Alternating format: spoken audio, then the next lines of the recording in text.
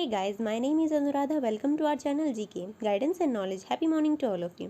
आज हम डिस्कस करने वाले हैं एक बहुत ही इंपॉर्टेंट टॉपिक के बारे में, जो कि है हमारी सेफ्टी को लेकर। सेफ्टी उसी का फेवर करती है जो उसके लिए पहले से प्रिपरेशन करता है।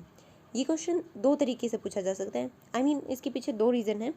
सबसे पहला तो है कोविड-19, ऑब्वियसली जो हम जानते हैं उसके अंदर सेफ्टी कितनी ज़रूरी है। और दूसरा क्या है कि काफ़ी बार देखने को मिलता है कि जो फैक्ट्रीज़ हैं, बिल्डिंग्स हैं, उनके अंदर सेफ्टी मेजर्स नहीं लिए जाते हैं।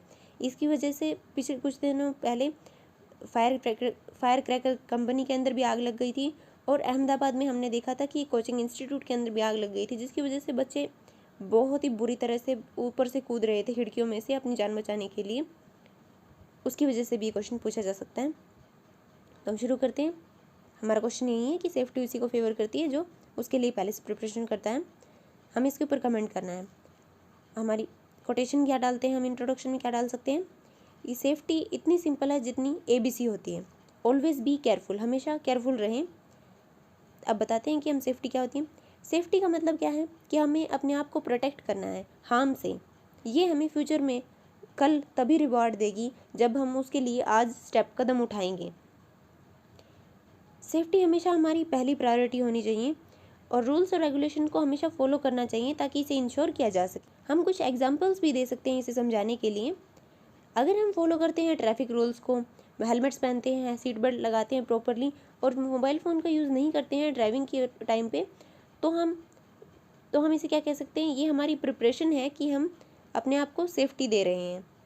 इसकी वजह से हम सुनते हैं काफ़ी बार न्यूज़ में कि बहुत सारे रोड एक्सीडेंट्स होते हैं। इतने लोग बीमारियों से नहीं मरते जितने लोग रोड एक्सीडेंट्स की वजह से मर जाते हैं। तो सेफ्टी ज़रूरी होती है हमारे लिए। देन हम क्या कह सकते हैं, जब हम किसी बिल्डिंग को बनाते हैं तो उसके टाइम पे हमें काफ़ी सारे सेफ्टी मेजर्स लेने होते हैं और करेक्ट प्रोसीजर फॉलो करना होता है। जैसे कि फायर अलार्म्स लगाने होते हैं, जो कैरी करने होते हैं कार्बन डाइऑक्साइड सिलेंडर। ऑक्सीजन से तो आग लगी जाएगी। ड्राई पाउडर जो इस आग को बुझाने के लिए काम आती है। फिर क्या है, हम प्रोक्योर कर सकते हैं, वेस्टेज को रोक सकते हैं और ओवर यूज़ को रोक सकते हैं वाटर की, जिसकी वजह से हम अचीव कर पाएंगे कि कोई भी स्कैरसिटी, कोई भी कमी नहीं होगी पानी की। जैसे कि चेन्नई के अंदर मॉडल फॉलो किया गया कि वो बारिश के पानी को प्रोक्योर करते हैं। देन हम रोड बनाते हैं हिली एरिया के अंदर, तो उसकी जो मलबा होता है उसे सरफेस पे, जो रिवर के किनारे पे डाल देते हैं, जिसकी वजह से चांस बढ़ जाता है बाढ़ आने का, फ्लड आने का। जैसे कि हमने रिसेंटली क्या देखा था, उत्तराखंड चमोली के अंदर डैम्स की वजह से आ गया था, बाढ़ आ गई थी। फिर क्या है, अर्थक्वेक प्रोन एरिया, जहाँ पे अर्थक्वेक आने की संभावना ज़्यादा होती है, या फिर स्पेशल इकोनॉमिक जोन का दर्जा दिया गया है जिस जगह को, वहाँ पे ज़्यादा चांसेस होते हैं कि कोई बिल्डिंग गिर जाए, या सुनामी आ जाए, या फिर कोई और डिज़ास्टर क्रिएट हो जाए। तो हमें कोई भी चीज़ बनाने से पहले वहाँ पे चेकिंग कर लेनी चाहिए। फिर हम क्या बता सकते हैं कि कोविड-19 के टाइम पे इनएप्रोप्रिएट बिहेवियर दिखाई दे रहा है, और नेग्लिजेंस, जो guidelines and safety guidelines at WHO के द्वारा जो जारी की गई थी, उनको भी इग्नोर किया गया है, जिसकी वजह से केसेस और इन्फेक्शंस बढ़ रहे हैं और डेथ्स भी हो रही हैं बहुत ज़्यादा। हैदराबाद फ्लड देखने को मिली थी 2020 में, और भोपाल गैस ट्रेजेडी तो हम सभी जानते ही हैं, बहुत सारे लोग मर गए थे। काफ़ी लोग तो ऐसा हुआ था कि पहाड़ियों पर खड़े थे और वो गैस की वजह से बेहोश हो गए और वहाँ से गिर के मर गए। आगे चलते हैं।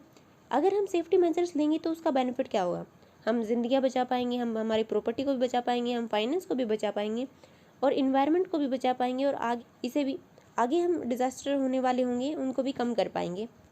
इसके इम्पैक्ट क्या होते हैं अगर हम उसे निगलेक्ट करते हैं, ध्यान नहीं देते हैं, इग्नोर कर देते हैं, उसकी वजह से, इसको इग्नोर करने की वजह से हमारे जान माल का नुकसान होना, ह्यूमंस की लाइफ का, एनिमल्स की लाइफ का और प्रॉपर्टी का होना बढ़ जाता है। फिर लॉस भी होता है हमें। कैसे कि हमें उन दोबारा से कंस्ट्रक्शन बंद करना होगा, उनको दोबारा से रिहेबिलिटेट करना होगा, और ज़्यादा स्पेंडिंग करनी होगी हेल्थ सेक्टर के ऊपर कोविड-19 के टाइम पे। फिर क्या है, नेगेटिव इम्पैक्ट होता है इन्वायरमेंट के ऊपर, जैसे कि एयर है, वाटर है, सॉइल है, साउंड है, इन सब का पोल्यूशन होता है, और भी काफ़ी तरह के पोल्यूशन होते हैं। ये भी आगे चलकर और भी ज़्यादा बड़ा डिजास्टर क्रिएट कर देते हैं हमारी लाइफ के लिए।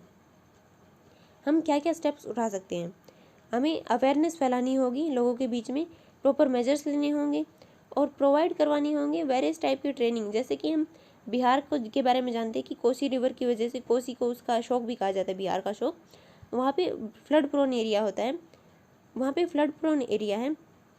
तो हम क्या कर सकते हैं, हम लोकल्स को ट्रेनिंग दे सकते हैं ताकि हम इस सिचुएशन को हैंडल कर पाएँ और ज़्यादा से ज़्यादा लोगों की जान बचा पाएँ। फिर क्या है, हमें रूल्स एंड रेगुलेशंस फॉलो करनी होंगी ताकि हम हमारी सेफ्टी को इंश्योर कर पाएँ। इसके पास किस चीज़ का उत्तरदायित्व है, इसकी वजह से भी हमें काफ़ी बार देखने को मिलता है कि इग्नोर किया जाता है, जिसका अथॉरिटी होती है उसी के साथ में। रेगुलर क्या करना चाहिए, मॉक ड्रिल भी करनी चाहिए। NDRF, national disaster relief force.